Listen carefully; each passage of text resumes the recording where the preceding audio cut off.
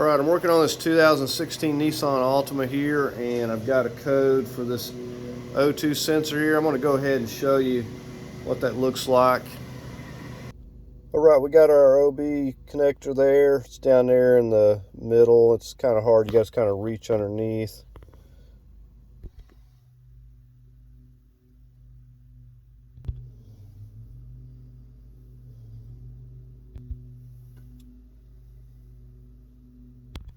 Okay, you see we got a P037, which is current, and I have deleted this just to make sure, and it came back. So this is going to be our downstream O2 sensor, and of course you can get this code read at a lot of parts stores if you've got a check engine light. Now the vehicle appears to be running fine, but you know, the idle may be off just a little bit.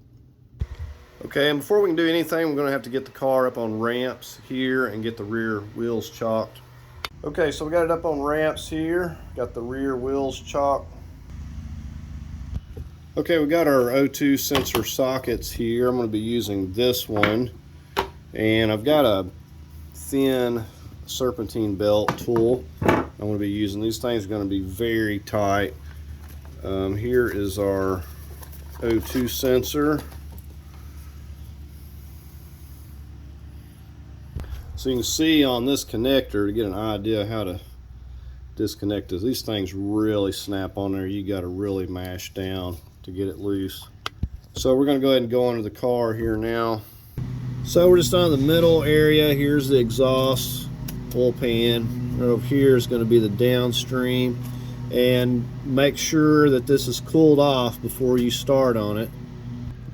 All right, so right there's our O2 sensor. We're going to take our, got to slip it over the wire.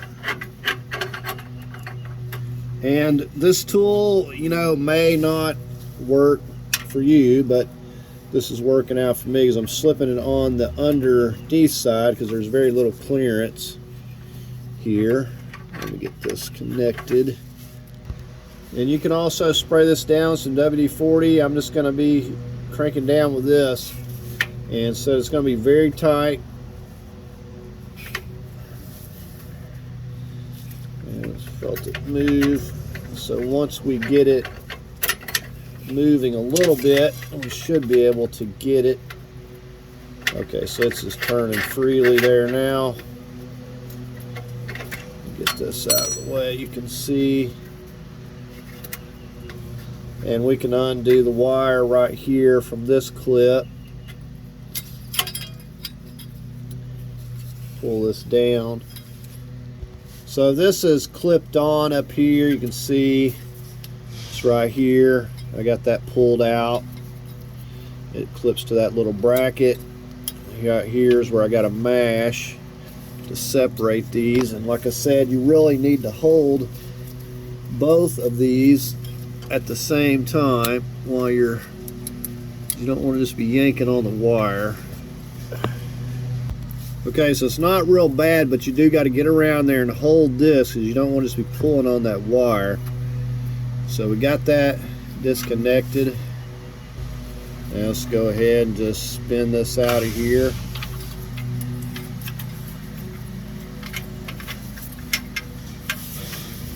And I need to get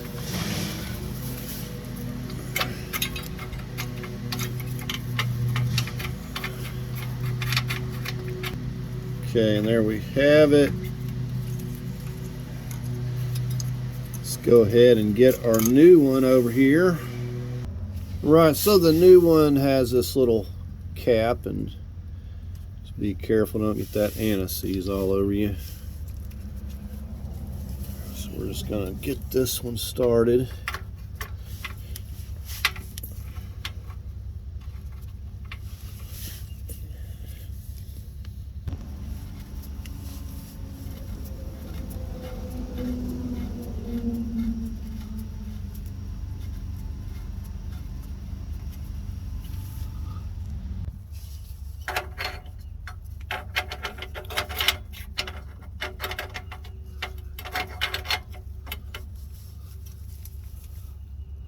Okay, now as far as snugging this back down, I've just got a little 3/8 ratchet here.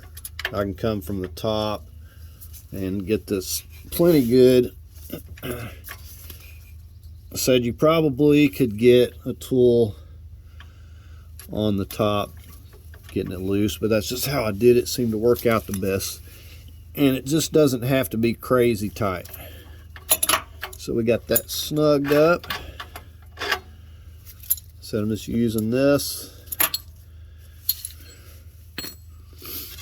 and we're going to go ahead and get this up here and connect it. Now, same way, when taking this loose, you need to grab both of these pieces, and or you will not be able to get it to snap together. Make sure it clicks. All right, so now I'm just going to feed this back up in here and get this wire hooked around this, and this just keeps it out of the way. All right, so nothing to do now but reset the code and see if this is going to come back. All right, so I've come in here, deleted the code, and I've ran it through probably 10 key cycles, just cranking it, killing it, letting it run, and so far this code has not come back. So it does seem like the idle is a lot smoother than what it was, and it's a little bit lower. So sometimes you don't get lucky like this, and it's not, it may be a wire issue or something else. So in this case, the O2 sensor fixed the problem. Okay, so that's going to do it for this video, replacing this downstream O2 sensor. So it's just a quick video. I wanted to cover this. Hopefully it can help someone else out. Please like, share, and subscribe, and thank you for watching.